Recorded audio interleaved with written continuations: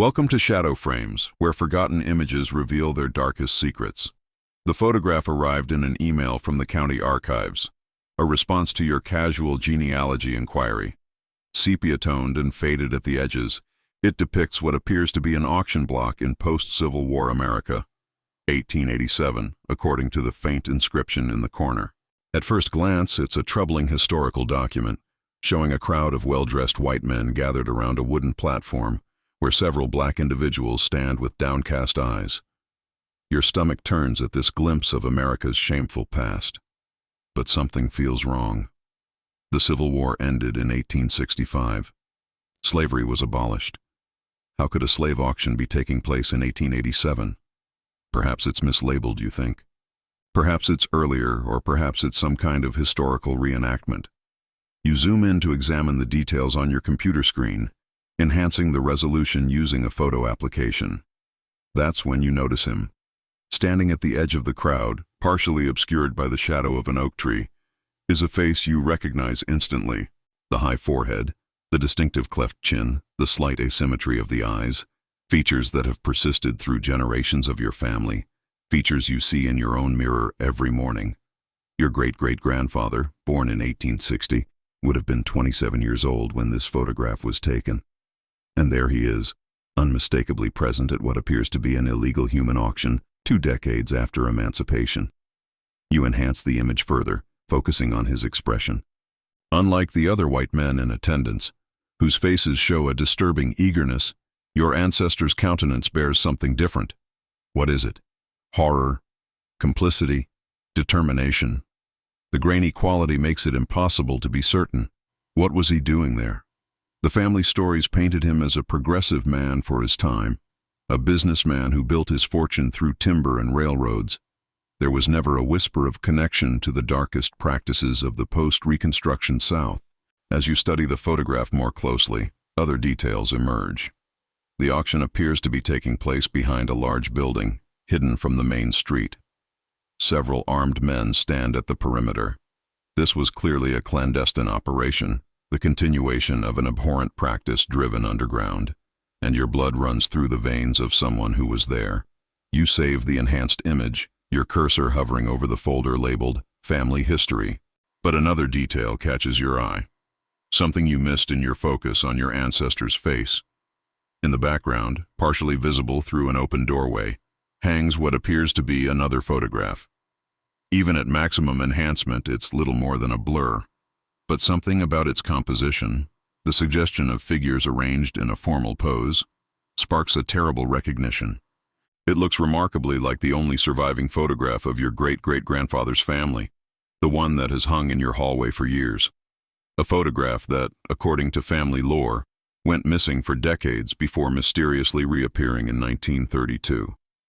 Your hands tremble as you reach for your phone. The family photograph in your hallway suddenly feels like it's watching you, judging your next move.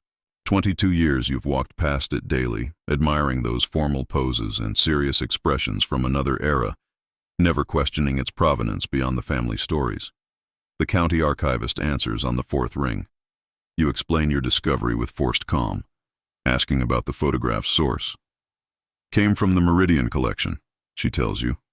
Donated in 1978 by the estate of Judge Clayton Meridian. There's a whole box of similar materials if you're interested. Judge Clayton Meridian.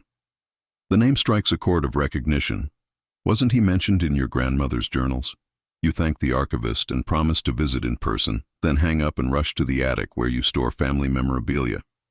Your grandmother's leather-bound journal from 1961 sits at the bottom of a cedar chest. You flip through brittle pages filled with faded handwriting until you find it. A brief entry from August 18th. Visited old Judge Meridian today. Despite his 93 years, his mind remains sharp as a tack. He remembers grandfather well. Too well, perhaps. His questions about the photographs made me uneasy. I told him none survived the fire. The fire of 1915 that supposedly destroyed your family's earliest records. Another story passed down without question. You return to the computer and search historical records for Clayton Meridian. The results paint a picture of a complicated man. A judge known for harsh sentences against black defendants in the early 20th century, who later in life became an outspoken advocate for civil rights, funding educational initiatives and documenting the South's hidden history of post-emancipation abuses. Was your ancestor a participant or a witness? And how did Judge Meridian come to possess these photographs? You dig deeper into the enhanced image, noticing details previously overlooked. The building in the background bears a partial name on its side: Wood, Timber, and Rail. The family timber business, your supposed ancestral source of wealth. The auction's location wasn't randomly chosen. It was property your family owned. With growing dread, you examine your great-great-grandfather's posture more carefully. What you initially took for hesitance now appears more like authority. He stands slightly apart, not because he's reluctant, but because he's overseeing. The family fortune, the timber empire that put your grandparents through college and financed the comfortable home you grew up in. Was it built on the continuation of slavery by another name? You check the time, 6:15 p.m. The county archives close at 7. If you leave now, you might make it. You grab your keys, then pause at the hallway photograph. Those proud faces of your ancestors stare back, their expressions now seeming less dignified and more defiant, as if daring you to uncover what they worked so hard to conceal. Behind them, barely visible in the formal portrait's background, is that same distinctive oak tree from the auction photograph. You arrive at the county archives with 10 minutes to spare, breathless and dizzy with dread. The archivist, a gray-haired woman with wire-rimmed glasses, seems unsurprised by your urgency. The Meridian collection, you remind her. You mentioned there were more photographs. She leads you to a back room where a cardboard box sits on a metal table. Take your time, she says, though her glance at the wall clock suggests otherwise. Inside the box, protected by plastic sleeves, lie dozens of photographs documenting what can only be described as a shadow economy of human exploitation. Image after image shows auctions similar to the first, all dated between 1885 and 1899. Some are labeled with location names: Oak Ridge, Fairmont, Cooper's Creek. Your family owned property in all three places. Your ancestor appears in 17 of the 26 photographs, his role unmistakable. In one, he holds paperwork, examining it while a transaction occurs. In another, he counts money alongside a man in a sheriff's uniform. At the bottom of the box, you find a small leather journal. The handwriting inside belongs to Judge Meridian himself, dated 1948, decades after the photographs were taken. The first entry reads, "What follows is my testimony against the convict leasing syndicate of Mississippi, in which I participated from 1883 to 1890 as a young lawyer before I found the courage to oppose it. May God forgive what I cannot forget." Convict leasing. Not technically slavery, but its evil twin, a system where minor or fabricated offenses led to arrests of black citizens, who were then leased to private businesses as forced labor. Constitutional without being moral, legal without being just. You flip through the journal with trembling fingers. On page 17, you find your family name. Among the founding members, none profited more handsomely than the timber and rail operations. Their principal owner boasted that each leased worker cost less than a slave would have before the war, with none of the responsibility for long-term care. "If they die," he told me once over brandy, "we simply acquire another." The sickness building in your stomach threatens to overwhelm you. A loose photograph slips from between the journal's pages. Not an auction this time, but a dinner party. 8 men in formal attire raise glasses around a lavish table. Your great-great-grandfather sits at its head. On the back, written in faded ink, "Syndicate Annual Meeting, 1896. Last gathering before federal investigation." The archivist appears at your side. "Closing time," she says gently. "Did you find what you needed?" What could you possibly say? That you've discovered your family wealth was built on human trafficking? That 5 generations have benefited from crimes hidden in plain sight? "Can I make copies?" you ask instead. Later, driving home with the copied documents beside you, you pass the historic district where your family name adorns a park bench, a library wing, and a street sign, monuments to philanthropy built on a foundation of profound cruelty.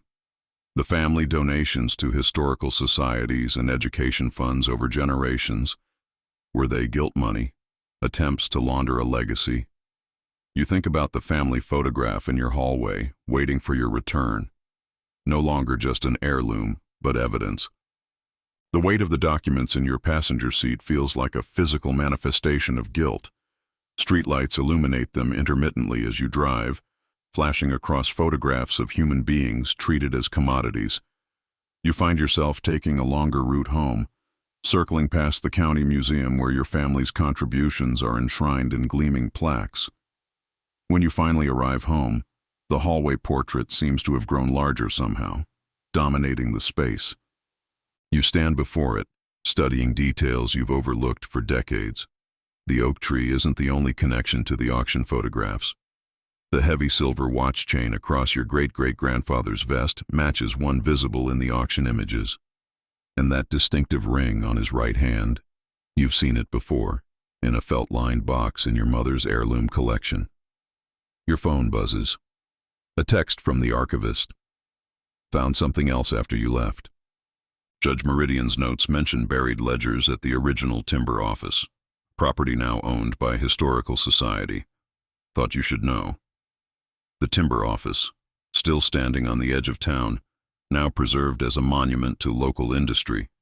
You've attended fundraisers there, sipping wine beneath portraits of the visionary founders. Sleep proves impossible. At dawn, you drive to the old timber headquarters, a 2-story brick building with white columns. A sign declares it opens at 10 for tours, but you have no intention of waiting. Your family donated this building to the Historical Society in 1972. Somewhere in your files, you should still have a key. Back home, you find it in your father's desk, a heavy brass key with your family crest. By 9, you're slipping through the timber office's side door, navigating the preserved interior with its polished mahogany and glass-enclosed exhibits celebrating economic innovation. Judge Meridian's notes mentioned the basement. You find the narrow stairs behind a door marked "Staff Only" and descend into darkness. Your phone's flashlight reveals a space unlike the curated museum above. Rough stone walls, dirt floor in places, and stacks of crates labeled with dates. Against the far wall stands an iron safe, its door hanging open. Empty. Someone has been here before you. But the wall behind the safe shows signs of recent disturbance. Loose bricks, mortar dust on the floor. You press against the bricks, feeling one shift under your fingers. It slides inward, revealing a hidden compartment. Inside lies a single book, a ledger bound in cracked leather, its pages yellow with age. The handwriting matches your ancestors from the family Bible. Each entry meticulously records human lives in terms of monetary value, alongside tallies of timber production increased by their forced labor. On the final page, something different appears. A list of 28 names, each followed by a date and cause of death. Pneumonia, mining accident, exhaustion, attempted escape. Your phone buzzes again. The archivist. Don't go to the timber office. Someone broke in last night. Historical Society president involved. Police not called. Too late. And suddenly you understand why your family donated this building. Not to preserve history, but to control it. Footsteps sound overhead. The building isn't empty after all. Someone else is here. Someone who knows what you've discovered. You freeze, clutching the ledger to your chest. The footsteps above move with purpose. Not the random meanderings of a visitor, but the deliberate stride of someone who knows exactly what they're looking for. The wooden floorboards creak directly over the basement entrance. Frantically, you scan the dim basement for an exit. A small window near the ceiling might provide escape, but it's covered with decades of grime and cobwebs. There's no time to replace the ledger in its hiding spot. This evidence, this proof, cannot fall back into hands that would bury it again. You slip the book into your jacket and press yourself against the wall beside the staircase, just as the door above opens. Light spills down the stairs, followed by a shadow. "Hello?" A woman's voice. "Is someone down there?" With a jolt, you recognize it. Eleanor Whitcomb, president of the Historical Society and your mother's oldest friend. Her family goes back as far as yours in local history. The Whitcombs and your family have shared business interests for generations. "Eleanor," you say, stepping forward reluctantly, I know exactly what you're doing." Her voice cuts like ice as she descends. In her 70s now, she still moves with the rigid posture of old money. Margaret at the archives called me. She was concerned about your interest in the Meridian collection. Of course. The archivist hadn't been helping you. She'd been alerting the network that someone was digging too deep. These buildings, these records, they don't belong to just your family, Eleanor says, reaching the bottom step. They belong to all the founding families.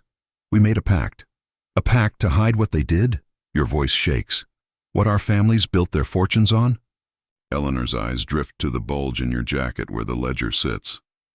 Every great fortune has darkness in its roots. Do you think the world is divided into good families and bad families? That only the wicked prosper? She laughs bitterly. My dear, every old fortune in this country, perhaps the world, has blood on it somewhere. This isn't about general sins, Eleanor.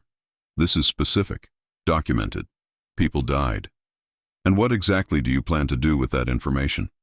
Destroy a dozen families' reputations? Return your inheritance? Will that bring anyone back to life? Through the small basement window, you notice another car pulling up outside. Eleanor notices your gaze. The other board members are arriving for our emergency meeting. About you. Her expression softens slightly.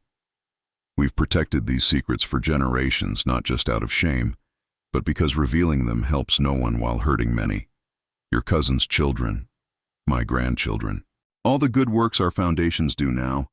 You think of the college scholarships, the hospital wing, the community programs all bearing your family name, funded by blood money, yet helping real people today. Sometimes, Eleanor whispers, the kindest thing we can do with the past is to let it rest. But in your mind, you see the faces from the auction photographs, the names in the death ledger. These weren't abstract sins of history. They were specific cruelties inflicted on people whose descendants might still live in this very town, never knowing why their family's trajectory differed so dramatically from yours. Eleanor extends her hand. Give me the book. Come upstairs. Let's discuss this like family. The tension between you and Eleanor hangs thick in the musty basement air. Outside, car doors slam as more historical society members arrive. You have perhaps minutes to decide. They destroyed evidence before, you say, stepping back from Eleanor's outstretched hand. Judge Meridian wasn't supposed to keep these records, was he? Someone tried to silence him too. Eleanor's eyes narrow. Clayton had an attack of conscience in his later years. Inconvenient but manageable. We allowed his little collection to remain in the archives because it's incomplete, circumstantial evidence at worst. But that ledger, her gaze fixes on your jacket. That's different. Your phone buzzes again. Another message from the archivist. Found Meridian's grandson, says judge left duplicate materials with family. Call this number. Understanding crashes over you. The archivist wasn't betraying you to Eleanor. She was playing both sides, perhaps unsure herself which version of history deserved preservation. The world has changed, Eleanor, you say, finding unexpected steadiness in your voice. We can't keep burying this. The world always changes, she counters. But money and influence remain constant. Think carefully about what you're sacrificing, not just for yourself, but for everyone who shares your name. Footsteps move across the floor above you. Male voices call Eleanor's name. Last chance, she says. Give me the ledger and we'll say you were simply doing approved family research. I'll even help you apply for the Historical Society board position opening next month. A position your father once held. A position that would grant you access to every archived document in town. The perfect monitoring role to ensure nobody ever again discovers what you have. I need time to think, you say. Eleanor studies you, clearly calculating the risk of allowing you to leave with the ledger. Until tomorrow morning, she finally says. The society meets formally at 9. You'll deliver your decision, and that book, then. You nod, not trusting yourself to speak. As you climb the stairs behind Eleanor, you feel the weight of the ledger against your chest, like a second heart. The main floor is now occupied by 4 elderly men in golf attire, descendants of the other figures from that dinner party photograph. They eye you with expressions ranging from concern to thinly veiled hostility. Just a misunderstanding, Eleanor assures them smoothly. Everything's under control. Outside, the morning has fully bloomed, sunshine illuminating the town square with its monuments to your shared history. The bronze statue of the county founders stands in the center. 8 men, including your ancestor, portrayed as visionaries and pioneers. You drive to a coffee shop 3 towns over, where nobody knows your family name. With trembling fingers, you dial the number the archivist sent. A man answers immediately. "This is David Meridian," he says. "My grandfather left instructions that someone would call someday. I've been waiting 40 years.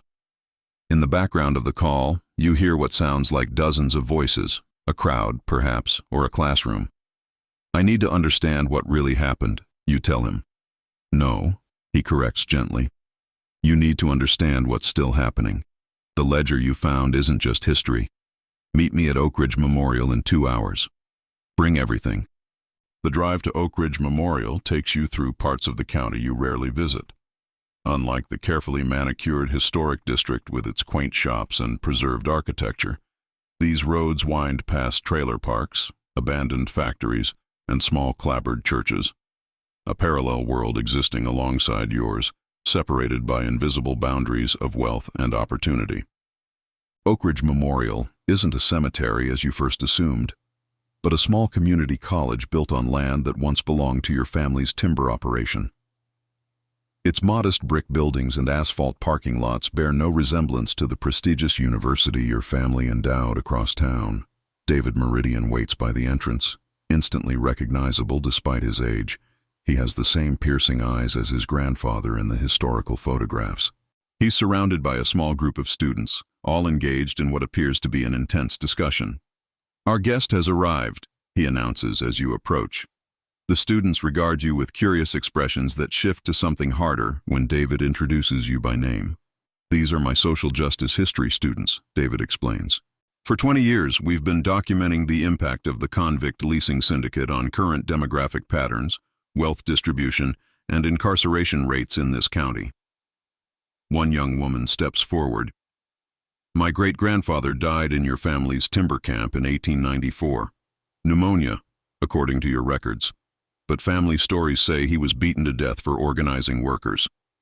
You clutch the ledger tighter, suddenly understanding. "You've known all along." David nods. "Parts of it. My grandfather left records, oral histories he collected, but nothing as definitive as that ledger." He gestures to a classroom building. "Come, there's something you need to see." Inside, the walls are covered with maps, photographs, and family trees, a comprehensive visualization of how the county's wealth became concentrated among 8 families, while others remained in persistent poverty across generations. At the center hangs an enlarged version of the dinner party photograph you found in Judge Meridian's journal. But this copy includes something yours didn't, a caption identifying each man and his company's estimated worth. "This wasn't just about cheap labor," David explains. "It was systematic. They created a shadow legal system that criminalized black existence, vagrancy laws, obscure ordinances, impossible fines, all designed to feed bodies into their businesses." A student points to a modern map with highlighted properties. "See these patterns? Toxic industrial zones, flood-prone areas, neighborhoods without infrastructure investment. They perfectly match where the descendants of those victims still predominantly live today." You stare at the evidence wall, the connections between past and present rendered undeniable through careful documentation. "But why bring me here? Why not take this public yourselves?" David's expression is both sad and determined.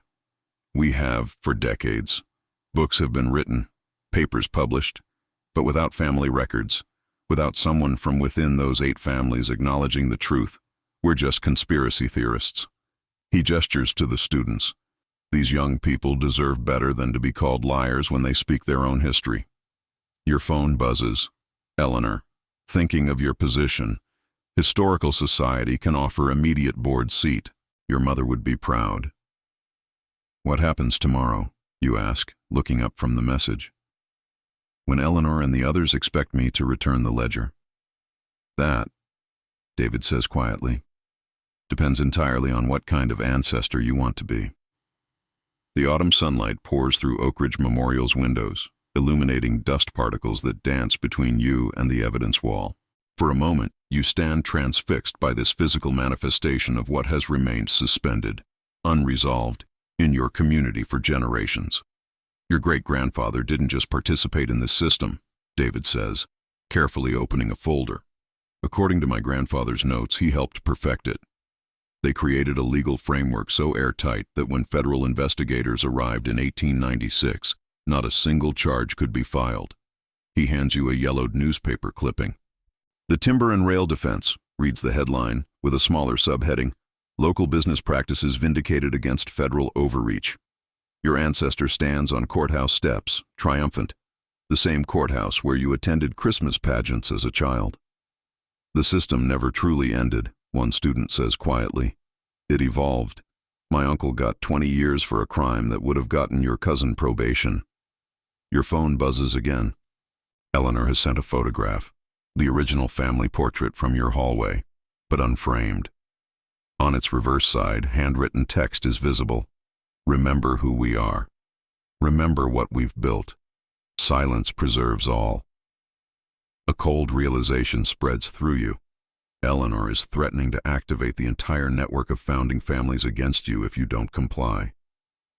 "I need some air," you manage to say, stepping outside onto the small campus quad.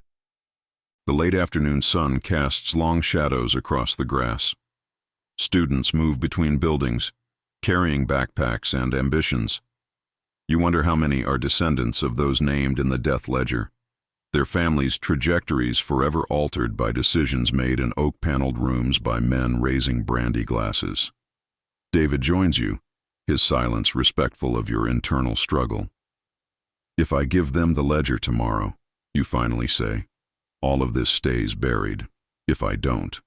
"If you don't, they'll bury you instead," David finishes. "Socially, financially, perhaps professionally, the founding families protect their own, until one becomes a liability." You think of your cousin who was quietly asked to leave town after developing a drug problem, his trust fund contingent on his discretion and distance. The family's generational wealth had saved him from consequences while simultaneously exiling him. "There is a third option," David suggests. "One my grandfather never had the allies to pursue. From his messenger bag, he produces a slim device. Technology my grandfather couldn't imagine. This scanner can capture every page of that ledger in high-resolution detail in minutes. My students have contacts at 3 national news organizations and a digital archive project at Georgetown." He looks directly into your eyes. "You could return the original tomorrow, play their game, keep your position. Meanwhile, the truth would already be beyond their control." "They'd still know it was me," you whisper. "Yes," he acknowledges. And that choice, between comfortable complicity and uncomfortable integrity, is exactly what my grandfather faced at 93 years old when he decided to preserve these records instead of destroying them. The campus bell tower chimes 6 o'clock. In 15 hours, you'll stand before Eleanor and the Historical Society Board, either as their newest member or their worst nightmare.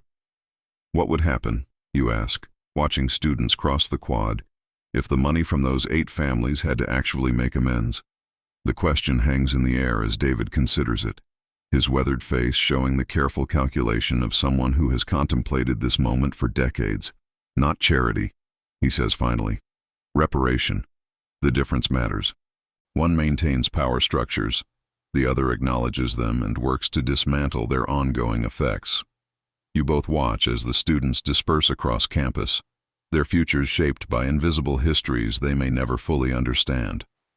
"My students calculated at once," David continues, "the economic value extracted from just the documented victims, adjusted for inflation and compound interest over generations.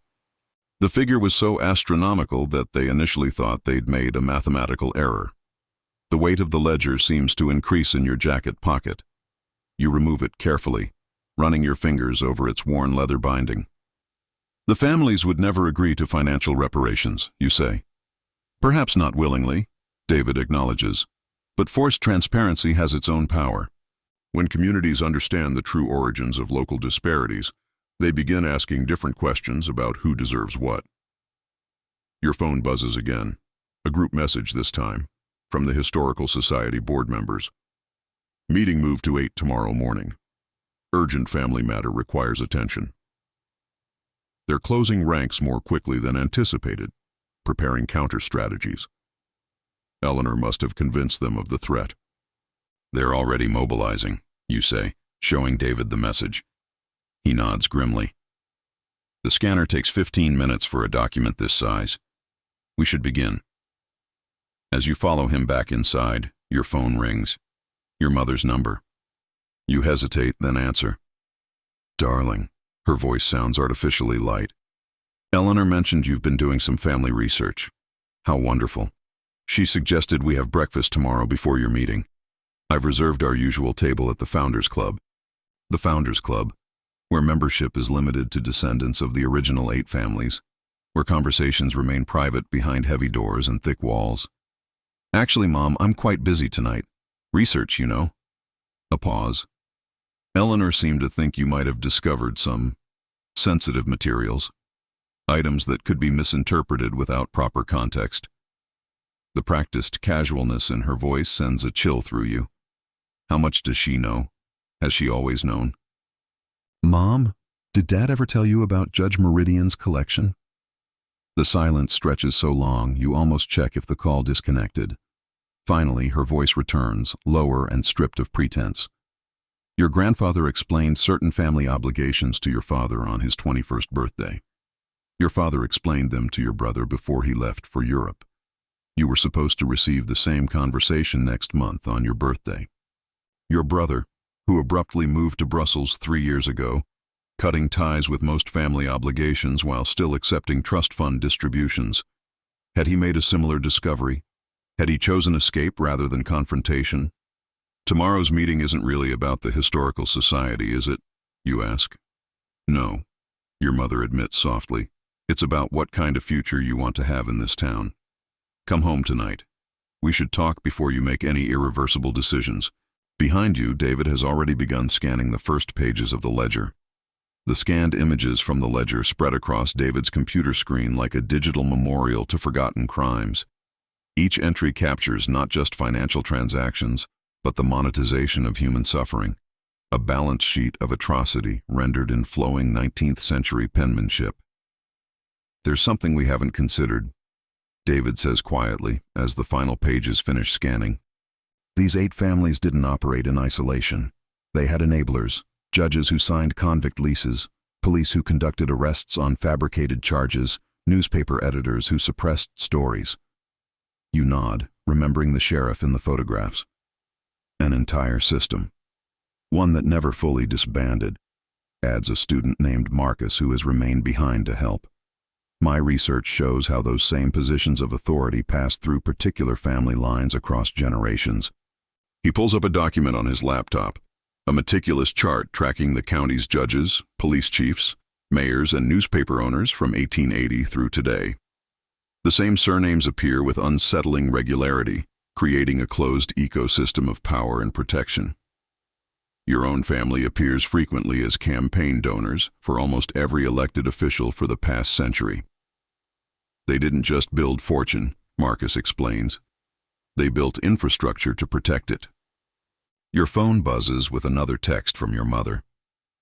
Eleanor says your car is still at Oak Ridge Memorial. Why are you there? Who are you talking to? The surveillance is immediate and efficient. Someone from their network spotted your vehicle. The 8 families maintain their omniscience even now. They're tracking me, you tell David, showing him the message. He seems unsurprised. When my grandfather began collecting testimonies in the 1940s, his law practice mysteriously lost clients. His children were excluded from social events. Eventually, he was asked to resign from the Bar Association for mental decline. At 62, while still sharp as ever. The familiar pattern chills you. This isn't just about history, it's about the present machinery of influence ready to activate against threats. The digital copies are secure now, David says, handing you a small drive. Regardless of what happens tomorrow, these records exist beyond their control. You pocket the drive and reclaim the original ledger, its weight now symbolic rather than evidential. What will they offer you tomorrow? Marcus asks. Because they won't just threaten, they'll tempt you first. You consider this. Board positions, social standing, family approval. And if that fails, David adds quietly, they'll remind you how thoroughly they can dismantle a life built within their sphere of influence. Outside, dusk has fallen. Campus lamps illuminate pathways between buildings where students still move with purposeful energy, their futures unwritten. You think of your brother in Brussels, who chose escape rather than confrontation. Was it cowardice or wisdom that drove him away? Did he carry this same knowledge without the courage to use it? I should go, you say. I need to prepare for tomorrow. David nods. Whatever you decide, remember that history pivots on individual choices. My grandfather chose documentation over comfort. Now you face your own crossroads. As you walk to your car, you notice a black sedan idling at the campus entrance, its tinted windows reflecting the streetlights. Someone is already watching, waiting to report your movements to Eleanor and the others. The machinery of protection has already been activated against you. The drive home feels like navigating two realities simultaneously: the familiar streets of your hometown and the hidden network of power you've uncovered beneath them. Every landmark takes on new significance. The Westfield Library, with its granite columns, was funded the same year your great-grandfather successfully defended against federal investigations. The county hospital's East Wing bears your family name, dedicated the year after a particularly profitable timber season, one that, according to the ledger, cost 7 men their lives. Your childhood home looms ahead, windows glowing with warm light that once represented safety and now feels like surveillance. Your mother's car sits in the driveway alongside one you don't recognize, sleek, black, expensive. The Historical Society has sent reinforcements. Instead of turning in, you drive past, circling the neighborhood while gathering courage. The small flash drive in your pocket contains enough evidence to reshape the town's understanding of itself, to redraw the lines between victims and beneficiaries. Your phone rings. Your mother again. You let it go to voicemail. Seconds later, a text. We know you have the ledger. The situation can still be managed. Come home. Managed. As though human suffering documented in those pages were merely a public relations problem. You park several blocks away and walk to a coffee shop still open downtown. Inside, you order a drink you don't want and open your laptop. The scanned images David sent to your email await your decision. On impulse, you search property records for the timber office building. The donation paperwork shows your grandfather transferred ownership to the Historical Society with unusual stipulations. The basement was to remain sealed except for maintenance, and any artifacts discovered during renovations were to be submitted to the family for authentication before public display. They knew the ledgers might someday surface. They prepared for this moment decades ago. Another search reveals Judge Meridian's obituary from 1966. It describes a distinguished jurist, but makes no mention of his documentation project. The only hint of his true legacy lies in a line near the end. Judge Meridian requested donations be made to Oak Ridge Memorial College's scholarship fund for disadvantaged students. Even in death, he was laying groundwork for eventual justice. Your coffee grows cold as you research further. County incarceration statistics show disturbing patterns. Arrests for minor offenses concentrated in neighborhoods where descendants of leased convicts predominantly live. Infrastructure spending mapped over generations reveals systematic underinvestment in those same areas. The convict leasing system never truly ended. It evolved, becoming more subtle but no less effective at maintaining established power structures. Your phone buzzes with a final message from Eleanor. Your mother is distraught. The board members are concerned about your mental state. We only want what's best for your future in this community. Dawn approaches. In 3 hours, you'll stand before the Historical Society with the ledger in your hands and the truth secured on a flash drive. The choice before you isn't just about historical records. It's about whether the next generation will inherit the same machinery of inequality that has shaped this town for over 130 years. The true weight of ancestry, you realize, lies not in what we inherit, but in what we choose to perpetuate. The coffee shop fills with morning patrons as you gather your thoughts. Through the window, you watch the town awakening.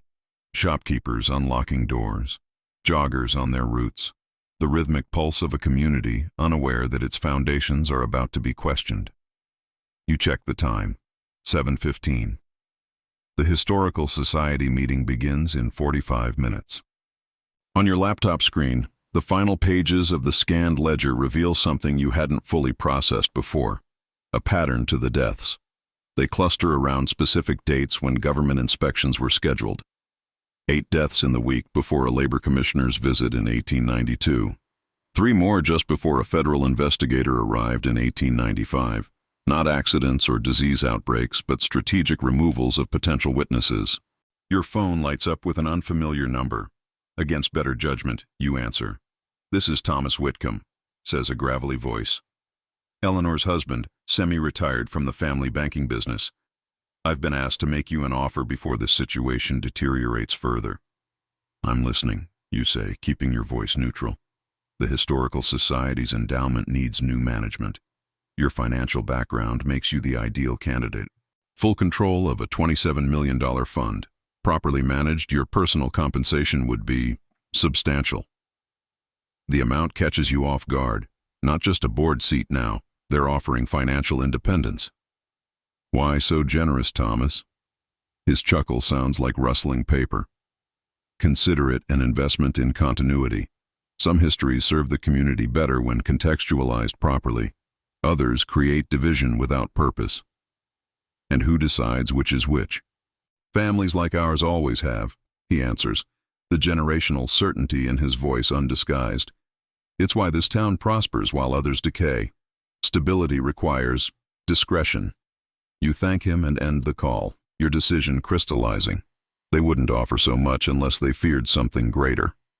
Outside the coffee shop window, you notice a young woman watching you. She looks vaguely familiar, perhaps one of David's students.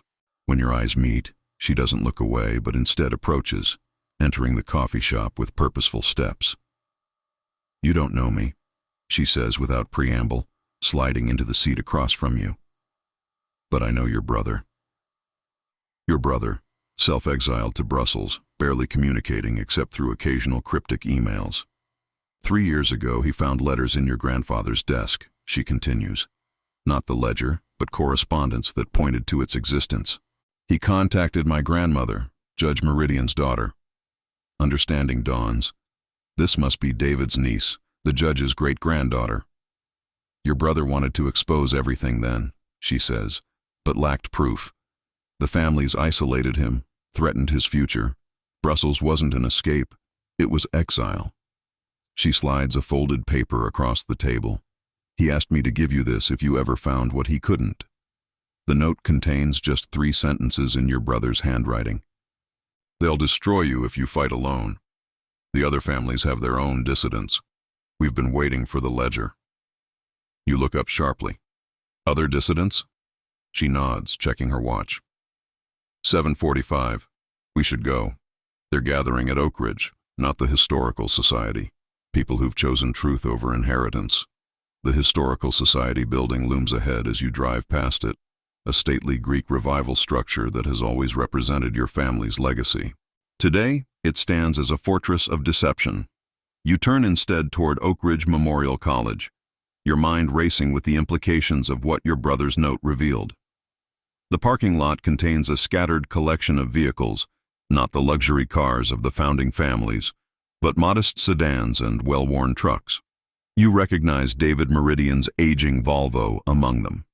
Inside the campus center, you find them gathered in a small conference room, about 20 people of varying ages. Some faces seem vaguely familiar from town. Others are complete strangers. They fall silent as you enter with the ledger clutched to your chest. "You came," David says, relief evident in his voice. "We weren't certain you would." A silver-haired woman steps forward. "I'm Catherine Hargrove.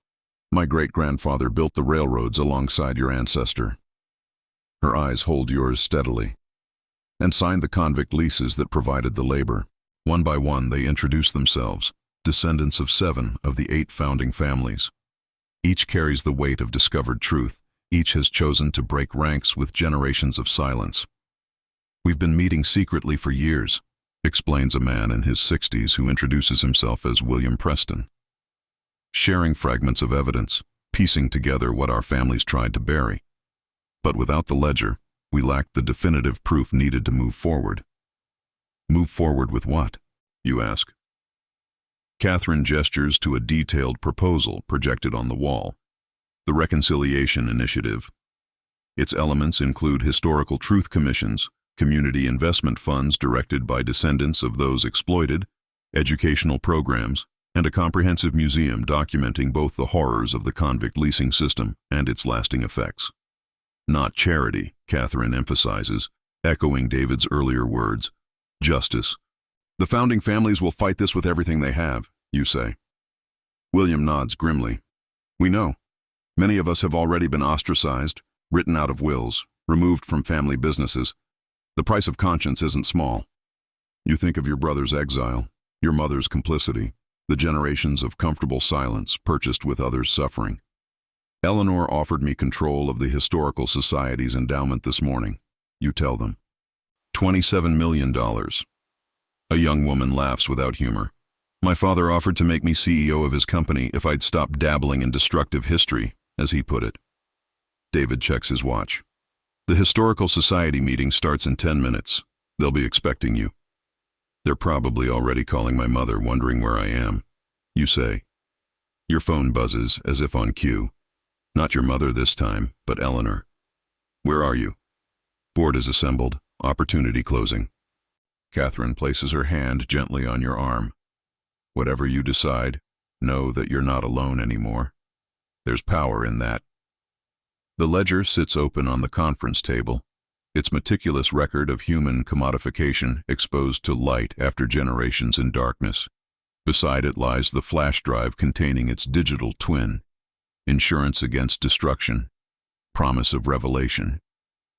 Tell me about the timeline, you say, turning toward the projected proposal. How do we begin? The room at Oak Ridge Memorial falls silent as you outline the initial steps. Starting with a press conference, releasing digital copies of the ledger to selected journalists, establishing a legal defense fund, practical measures to ensure the truth survives whatever counterattack comes. As you speak, you feel a strange lightness replacing the weight that has pressed on your chest since finding that first photograph. We should move quickly, William advises. Once the founding families realize we're unified, they'll coordinate their response. You check your watch. 8:20. The Historical Society meeting has begun without you. Your absence is now a declaration of intent. Catherine's phone chimes with an incoming call. She glances at it, frowning. It's my sister, board member at the Historical Society. She steps outside to answer. They know, David says quietly. Word travels fast in small towns. Your own phone has fallen ominously silent. No more texts from Eleanor or your mother. This absence of communication feels more threatening than their previous attempts at contact. Catherine returns, her face pale. They've called an emergency session of the County Preservation Commission. They're filing for immediate landmark status for the timber office building, including sealed basement access. Once approved, disturbing any materials would become a criminal offense. They can't do that without public notice, protests one of David's students. William laughs bitterly. The commission chairman is my cousin. Notice requirements can be waived for emergency preservation needs. You realize the implications immediately. If the ledger is declared protected historical material under landmark status, publishing its contents could be framed as theft of historical artifacts rather than revelation of truth. The legal entanglement would delay public disclosure for years while the families mobilize their resources to discredit you. How quickly can they move? You ask. The commission is gathering now, Catherine replies. My sister says they'll have the paperwork signed by noon. David turns to his laptop, fingers flying across the keyboard. I'm sending the scanned pages to my contacts now, but without context, without the press conference to explain their significance. We need more time, William says. A student rushes in, breathless. There are men in suits searching cars in the parking lot. Security says they claim to be from the Historical Society Archives Division. They're looking for the ledger, the physical evidence they can legally control. The digital copies exist, but without the original to authenticate them, doubt could be cast on their legitimacy.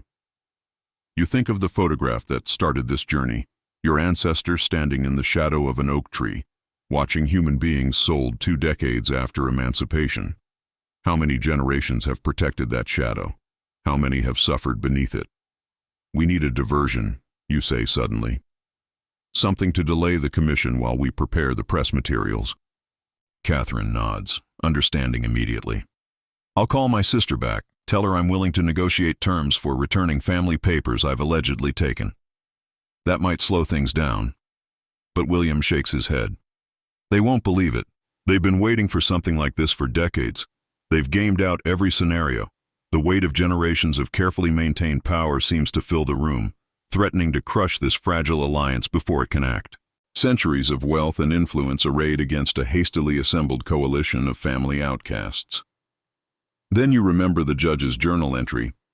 What follows is my testimony against the convict leasing syndicate of Mississippi, in which I participated from 1883 to 1890, before I found the courage to oppose it. He found the courage. Despite everything, he found the courage. The revelation strikes you with sudden clarity. Your silence isn't the only commodity they value. They need your participation, your willing complicity. Without it, the system weakens. I need my phone, you announce, extending your hand toward David. And I need everyone's devices recording video right now. Understanding dawns in Catherine's eyes as she activates her camera. The others follow suit, creating a circle of digital witnesses. You dial Eleanor's number, putting it on speaker. She answers immediately, relief evident in her voice. Where have you been? We've been worried sick.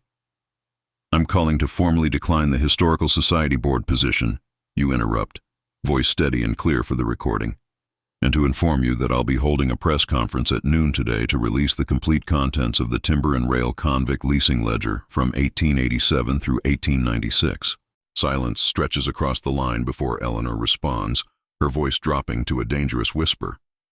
Do you understand what you're doing? To your family? To yourself? Perfectly. I'm also declining Thomas Whitcomb's offer of $27 million to maintain my silence. I have that offer recorded as well. Another pause, longer this time. When Eleanor speaks again, her tone has transformed. Not angry, but calculating. The commission is already meeting. That ledger will be designated a protected historical document within hours. You'll be facing criminal charges, not making press statements. You lock eyes with Catherine, who nods encouragingly. That would certainly make for an interesting legal battle. Historical Society prosecutes whistleblower for revealing slavery documents. I'm sure national media would find that fascinating. A sharp intake of breath on the other end of the line. Eleanor hadn't anticipated this angle. The ledger isn't the only evidence, you continue. Judge Meridian kept journals, photographs, testimonies from survivors. They've been digitized and distributed to secure locations. This isn't entirely true. Not yet, but Eleanor doesn't know that. What exactly do you want? She finally asks, the aristocratic armor cracking slightly. Call off the commission.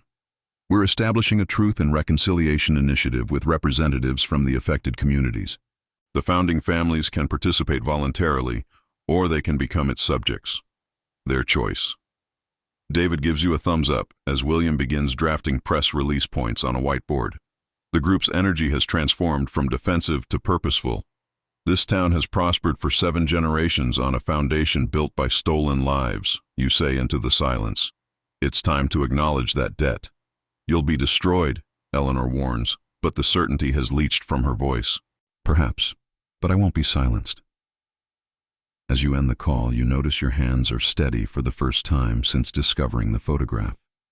Outside the window, students cross the campus quad, moving between classes under clear autumn skies, unaware that the ground beneath their feet is shifting.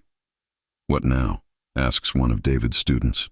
You look at the ledger, then at the diverse faces surrounding you, descendants of both perpetrators and victims, united in purpose after generations of division. Now, you say, we tell the truth. The Oak Ridge Memorial Conference Room transforms into a command center as your unlikely coalition mobilizes with surprising efficiency. Catherine coordinates with sympathetic journalists while William drafts a comprehensive timeline of the convict leasing system's operation and legacy. David's students, many of whom are studying law, begin assembling documentation packages that contextualize the ledger's significance.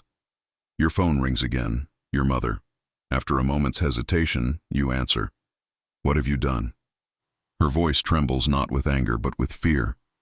"Eleanor just called. She says you're threatening to destroy everything our family built." "Not destroy, Mom. Just reveal its true foundation." A long silence follows.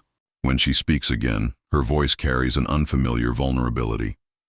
"I never knew the specifics. Your father said some family matters were better left unexamined. For the greater good." "The greater good of whom?" You ask quietly. "You think this is simple?" She continues. "Black and white. But privilege builds hospitals. It funds scholarships. It creates opportunities. Built on what, though? At whose expense?" Another silence stretches between you, generations of comfortable assumptions crumbling in real time.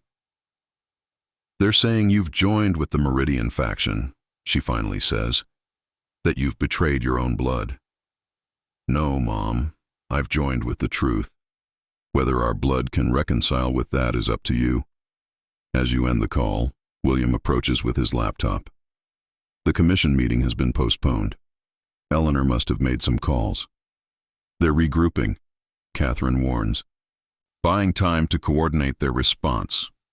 A campus security officer appears at the door, looking uncomfortable. There's a situation developing. Several prominent citizens are gathered at the administration building, demanding access to this meeting. They claim you're in possession of stolen historical artifacts. The founding families, mobilizing their influence directly. No longer working through proxies or institutions, but appearing in person, a sign of how seriously they're taking this threat. "Tell them we'll meet them in the auditorium in 30 minutes, you decide.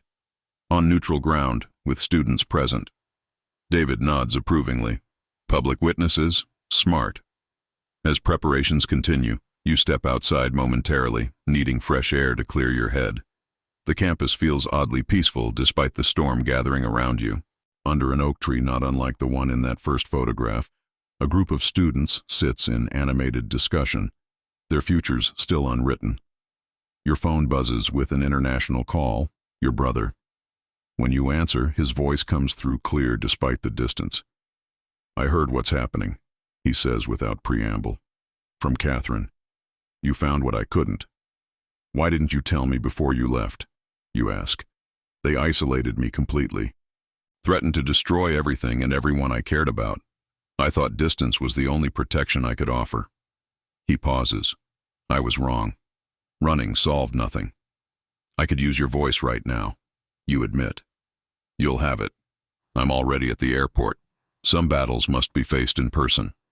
The Oak Ridge Memorial Auditorium fills quickly as news spreads across campus. Students with curious expressions file in alongside faculty members who sense the historical weight of the moment. They create an unconscious buffer between your coalition and the founding family representatives who have claimed the front row seats.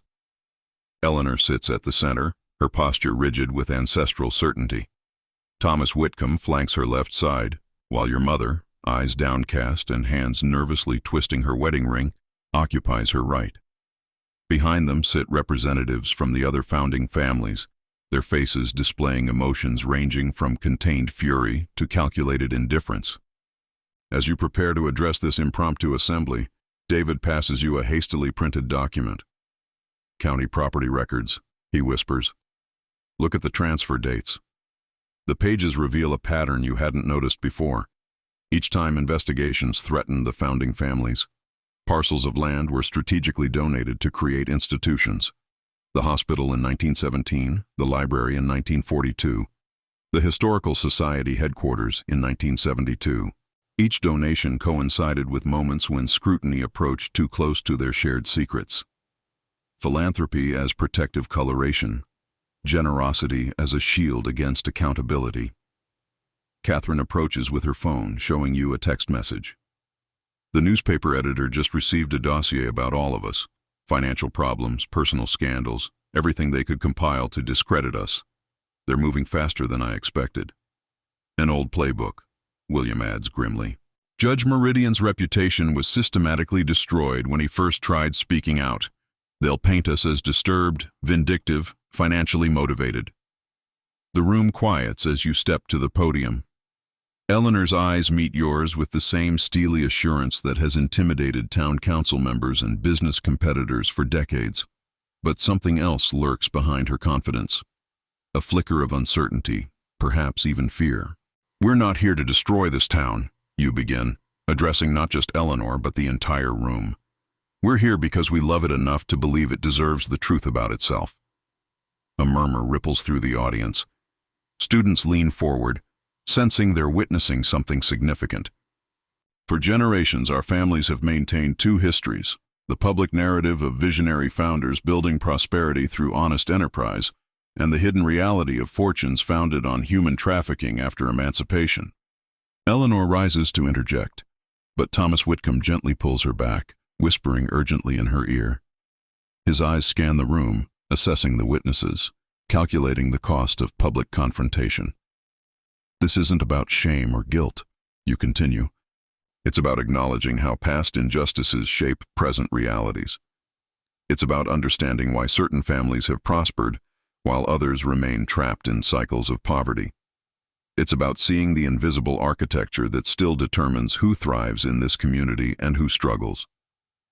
Your mother looks up at last, meeting your gaze with an expression that catches you off guard. Not anger, not shame, but a questioning sadness, as if seeing clearly for the first time the bargain she made with history. The reconciliation initiative begins today, you say, with or without the founding family's cooperation. But it would be far better for this community if healing came through honest partnership rather than forced disclosure. Silence envelops the auditorium as you finish speaking, the weight of your words settling over the assembly like dust after an earthquake. For 5 eternal seconds, no one moves.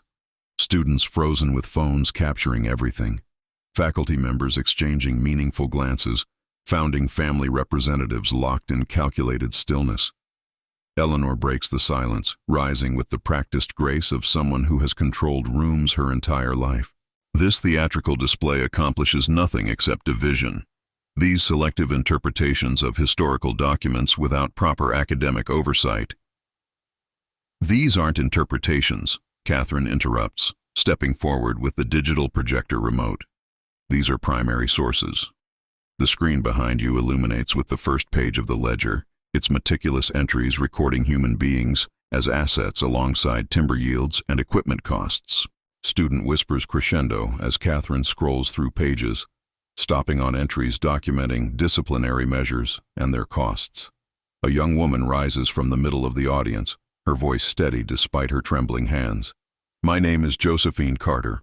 According to your ledger, my great-great-grandfather died of exhaustion on July 18, 1893. She looks directly at Eleanor.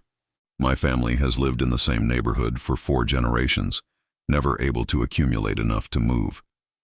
Now I understand why. Thomas Whitcomb stands, straightening his tie. These historical grievances serve no productive purpose. If there are economic disparities to address, the Whitcomb Foundation already provides scholarships. Charity isn't justice, Josephine responds, and we don't need your permission to know our own history. The atmosphere shifts palpably as more students rise, many pulling out phones to search their own family names against the displayed records. The founding family's representatives huddle in urgent whispers, their unity fracturing under public scrutiny. Your mother suddenly stands, moving away from Eleanor to stand in the center aisle, belonging to neither side, caught between worlds. I want to see everything, she announces, her voice carrying unexpected authority. All the records, all the evidence. If my family participated in these actions, I need to know the full truth. Eleanor's face hardens. Margaret, think carefully about... I have thought carefully, Eleanor. For 40 years I've accepted partial truths. No more. She turns toward you, her eyes brimming with complicated emotions. Will you show me? This unexpected alliance, your mother breaking ranks, sends visible shock through the founding family representatives. The unified front they maintained for generations cracks further as William's elderly uncle rises shakily to stand beside her. The Preston family will also review these materials, he declares, without prejudice. Outside the auditorium windows, you notice campus security escorting more people toward the building. Community members from the neighborhoods where descendants of leased workers still predominantly live, arriving in response to text messages from students inside. History isn't just being revealed, it's being reclaimed in real time. The carefully maintained separation between those who preserve the past and those who were preserved from it dissolving under the simple power of documented truth. The Reconciliation Initiative takes shape with startling speed in the days following the auditorium confrontation. What began as a standoff transforms into an uneasy dialogue as more founding family members follow your mother's lead, requesting full access to the records their ancestors worked so diligently to conceal. The Historical Society building, once a fortress of selective memory, becomes the temporary headquarters for a truth commission that grows more comprehensive by the day. Your brother returns from Brussels, bringing with him additional documents he'd secured before his exile. Correspondence between founding family patriarchs discussing how to manage historical perceptions across generations. The carefully constructed narrative of the town's development unravels further with each new revelation. Not everyone embraces this excavation of buried truths. Eleanor resigns from the Historical Society board, retreating to her lakeside home. Thomas Whitcomb attempts to leverage banking connections to pressure local businesses against supporting the initiative. These resistance efforts find diminishing traction as community interest in the unfolding story grows beyond their ability to contain. The ledger becomes both evidence and memorial as David's students meticulously cross-reference its entries with census records and oral histories, connecting names on yellowed pages to living descendants throughout the county. Family trees expand and interconnect, revealing how intentionally certain bloodlines were excluded from prosperity while others flourished. Your mother's transformation surprises everyone. After 3 days of reviewing documents in silent concentration, she emerges with a proposal: the conversion of your family's downtown office building into a permanent museum, documenting both the convict leasing system and the community's ongoing journey toward reconciliation. Some debts can never be fully repaid, she tells the committee, but they must at least be acknowledged. The timber office basement yields additional discoveries when properly excavated: personal effects confiscated from leased workers, letters never delivered to families, even crude maps marking unmarked burial sites on former timber properties. Each artifact adds dimension to what had been deliberately flattened history. Judge Meridian's foresight becomes increasingly apparent. His careful documentation, preserved despite powerful opposition, created the foundation upon which reconciliation could eventually be built. His grandson, David, now in his 70s, lives to see what the judge only hoped might someday occur: truth outlasting its suppression. 6 weeks after finding that first photograph, you stand at the dedication of a memorial garden planted where auction photographs showed people being sold decades after emancipation. Community members from all backgrounds gather as names from the ledger are read aloud, not as statistics or historical footnotes, but as individuals whose stolen labor built the town's prosperity. The oak tree from the original photograph still stands, now bearing a simple bronze plaque. In remembrance of those whose freedom was taken, in commitment to a future where truth shapes justice. Your great-great-grandfather's face no longer stares from your hallway wall. That portrait now hangs in the new museum's first exhibition, confronting our founders, accompanied by the full context of his participation in the convict leasing syndicate. Not erased from history, but finally accurately placed within it. The Reconciliation Initiative's third month brings unexpected resistance, not from the founding families who have largely capitulated to public pressure, but from state officials. The governor announces an investigation into politically motivated historical distortions, while legislative committees debate bills restricting how such histories can be taught in schools. They're mobilizing beyond the county lines, David explains during an emergency meeting. The implications of what we've uncovered threaten power structures statewide. You've been preparing for external opposition, but the scope of coordination surprises even Catherine. 7 neighboring counties have suddenly postponed their own historical review committees, she reports. Their commissioners all received identical threatening letters. Your mother places a folder on the conference table. This arrived this morning from the State Historical Registry. Inside lies an injunction against displaying certain ledger pages, citing obscure statutes about defamatory historical claims against prominent citizens, even deceased ones. The legal maneuvers confirm what you've suspected since finding that first photograph. The convict leasing system wasn't merely a local aberration, but a cornerstone of the post-Reconstruction South's economic development. Your ancestor and his associates weren't isolated opportunists. They were participants in a vast machinery that extended throughout the region, with connections reaching to state capitals and beyond. While reviewing correspondence between timber operation supervisors, you discover references to the northern investors who provided capital while maintaining public distance. The exploitation wasn't contained within southern boundaries. It funded mansions in Boston and New York, endowed university chairs, and financed industrial expansion nationwide. The judge's personal journal provides the final piece. What I document here is not merely the corruption of 8 families, but an entire nation's complicity. The profits flowed north as readily as south, laundered through legitimate enterprises until their blood-stained origins disappeared from public memory. This explains the extraordinary efforts to suppress these records. They implicate not just your town's founding families, but an entire network of wealth across America. The convict leasing system wasn't a regional shame, but a national one. Its profits methodically obscured but never truly gone from the economic bloodstream. The resistance we're seeing isn't just about protecting reputations, you tell the committee. It's about protecting the legitimacy of fortunes that still shape national policy today. William nods grimly. Judge Meridian tried taking this evidence to federal authorities in 1949. His papers show the investigation was quietly terminated after intervention from a senator whose family fortune came from northern textile mills that processed cotton harvested by leased convicts. Your brother, reviewing banking records from European archives, confirms the pattern. The money moved internationally too, laundered through Swiss accounts, invested in colonial enterprises, eventually returning as legitimate foreign investment decades later. The photograph that began your journey revealed more than a local auction. It exposed the systematic cooperation between regional powers, national wealth, and international finance to extract profit from human suffering while maintaining plausible deniability across generations. The true horror isn't just what happened in your town. It's how thoroughly the machinery of exploitation was integrated into the foundations of modern prosperity.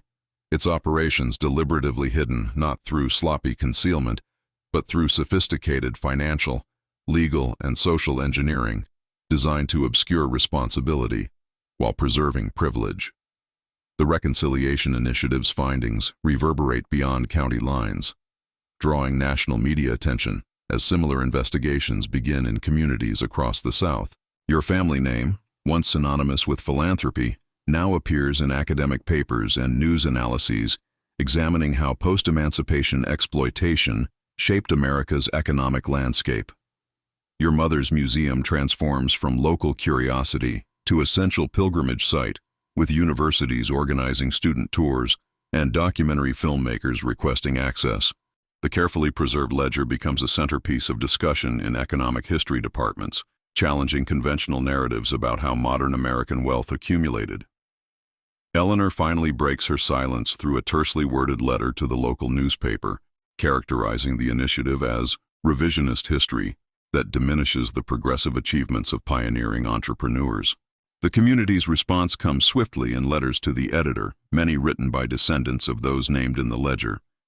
Their collective message is clear. Reconciliation requires acknowledgement, not defensive posturing. Thomas Whitcomb's banking consortium faces shareholder questions about historical connections to exploitative labor practices, while universities examine endowments founded with timber and rail fortunes. The ripple effects touch institutions previously insulated from such scrutiny, creating uncomfortable conversations in boardrooms across the country. More personally, family gatherings become complicated affairs. Cousins who once welcomed you warmly now maintain polite distance, weighing loyalties against moral imperatives. Christmas dinner conversations navigate careful detours around historical subjects, creating an atmosphere of strained civility that replaces genuine connection. Your brother finds unexpected purpose after years of aimless wealth, establishing a scholarship fund specifically for descendants of those named in the ledger. Not charity, he explains at the launch, echoing words that have become the initiative's unofficial motto, but a first step toward justice. Judge Meridian's grave receives fresh flowers weekly, left by anonymous visitors acknowledging his lonely stand against powerful interests. David sometimes sits beside the marker, telling his grandfather about developments the judge could never have witnessed, but somehow anticipated in his meticulous documentation. The oak tree that witnessed those auctions develops a disease that threatens its survival, becoming an unexpected metaphor for the community's relationship with its past. After heated debate about whether to preserve or remove this living witness to atrocity, arborists carefully treat the ancient tree while collecting seeds to nurture saplings, ensuring both memory and renewal. Most significantly, town council meetings, once perfunctory affairs dominated by founding family interests, transform into vibrant forums where previously marginalized voices demand and receive attention. Infrastructure priorities shift toward long-neglected neighborhoods, while economic development initiatives specifically target communities historically excluded from opportunity. The photograph that began your journey now hangs in the museum's central hall, enlarged and contextually annotated. Visitors often stand before it in prolonged silence, examining faces that reveal both the banality and brutality of systematic oppression. Children ask questions their parents struggle to answer, creating conversations that might have remained buried for another generation without your decision to confront inherited silence. As autumn returns to your transformed community, you realize the true power of that image wasn't in what it depicted but in what it demanded, the courage to see clearly what comfortable narratives had deliberately obscured. The weight of the museum's heavy oak door announces your exit as you step into the crisp December air, the closing ceremony behind you marking 1 year since the Reconciliation Initiative began. A new exhibit opens tomorrow, centered on the intergenerational economic impacts of the convict leasing system, complete with interactive displays showing how wealth disparities created then persist in modern property values, educational outcomes, and health statistics. On a bench near the restored oak tree, Josephine Carter waits, a portfolio clutched in her hands. Her journalism documenting the initiative's first year has earned national recognition and a prestigious fellowship. "I found something you should see," she says, opening the folder. Inside lies a photograph you've never encountered, similar to the auction image that started everything, but taken from a different angle. In this version, your great-great-grandfather's expression is clearly visible as he looks not at the auction block, but directly at the camera, his face registering something unmistakable: recognition. The photographer wasn't just documenting the auction, Josephine explains. He was known to your ancestor. This wasn't just evidence. It was blackmail. The museum now houses over 300 photographs from the Meridian collection, but this one reveals a new dimension to the story. The convict leasing system wasn't just hidden from outsiders. It was leveraged by insiders against each other, creating a web of mutual assured destruction that enforced collective silence. Judge Meridian's notes mentioned a photographer who disappeared in 1897, Josephine continues. "I think he was using these images as insurance." The revelation transforms your understanding of how the system perpetuated itself, not just through external power but through internal coercion, each participant trapped in a network of compromising knowledge. Eleanor passed away last month, never having set foot in the museum. Her will contained a surprise: personal diaries revealing her grandmother had attempted to expose the system in 1921, but was institutionalized for nervous hysteria by her own husband. Resistance has a longer lineage than you realized, each generation producing both enforcers and rebels. The timber office building, now fully excavated, has yielded its final secrets, including correspondence proving state officials actively protected the leasing system while publicly denying knowledge of its operations. These documents have triggered investigations in state capitals throughout the region, each revelation expanding the circle of accountability. Your mother approaches, her transformation from reluctant participant to committed advocate complete. She carries adoption papers for the oak tree saplings, local families committing to nurture these living memorials in their yards, creating a dispersed forest of remembrance throughout the community. The university called, she tells you. They want to create a permanent research position focused on economic justice. They're suggesting your name. The original photograph that started your journey has completed its own transformation, from hidden shame to curriculum centerpiece, studied by history students nationwide as they learn to recognize the visual language of systemic oppression and its modern echoes. As twilight settles over the memorial garden, you watch diverse groups of visitors move through the space, some in reverent silence, others in animated discussion, all participating in the communal act of remembering what power tried to make forgettable. The shadow frames that once contained selected versions of history have been dismantled, allowing light to fall on the full picture at last.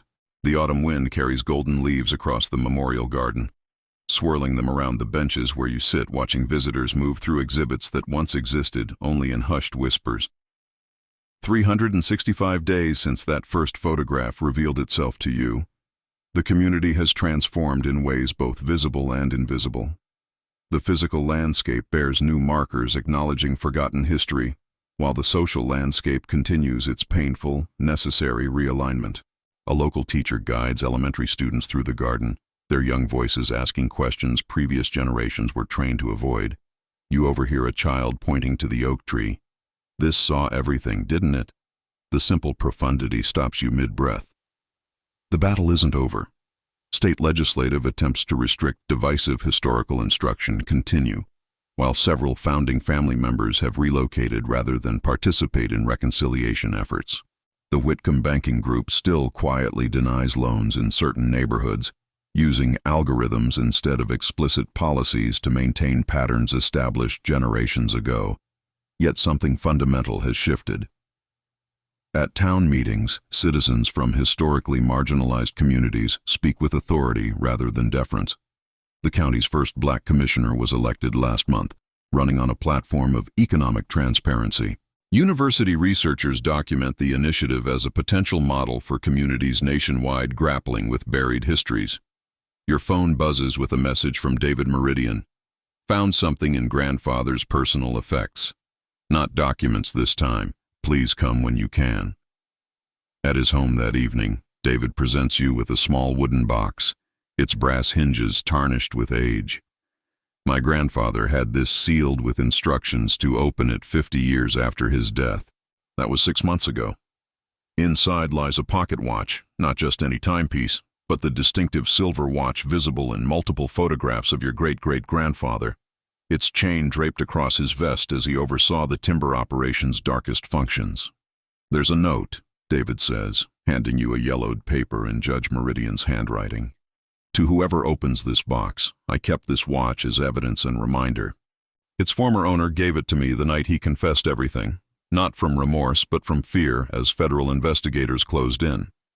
He believed surrendering this symbol of his status, along with selected documents that implicated others more than himself, would buy my silence regarding his central role. I accepted his offering while secretly preserving the complete truth for a time when it might finally be heard. The watch keeps perfect time still, though the hands move over a mechanism built by hands that never knew freedom.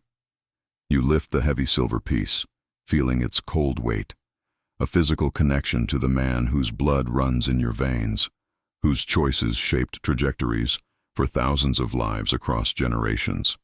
When you press the release, the cover opens to reveal an inscription previously undocumented in any historical record. Justice deferred is not justice abandoned. The words stop your breath. Not your ancestor's motto, he lived by very different principles, but Judge Meridian's addition, a promise etched into the very symbol of oppressive power, transformed into patient prophecy. The pocket watch rests on your mantle now, beside a framed copy of the photograph that started everything.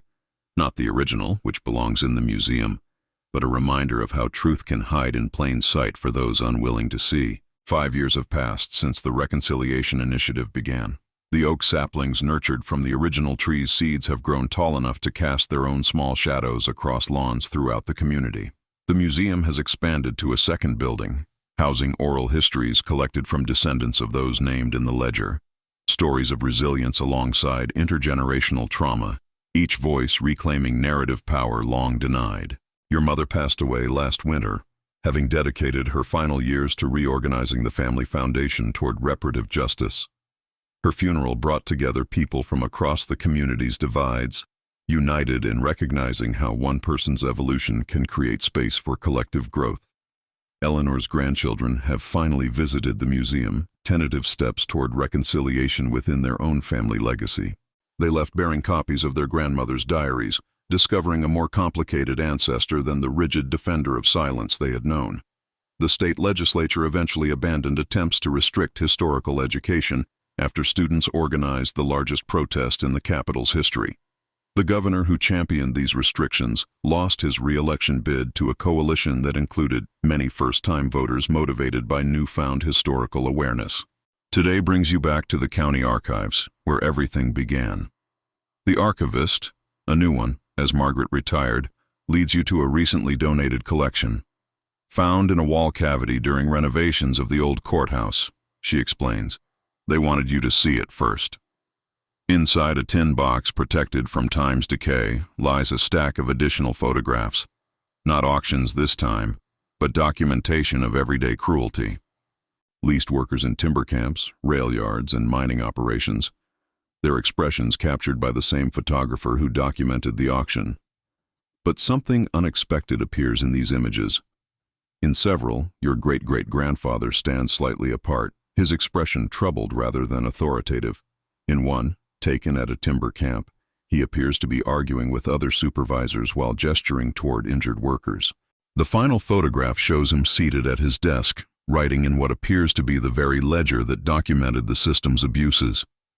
The photographer captured him in an unguarded moment, his face showing something you never expected to find: conflict, not redemption. The ledger's meticulous entries prove his continued participation, but perhaps the first hairline fractures in conviction. A man beginning to question the system he helped build, even as he continued profiting from it.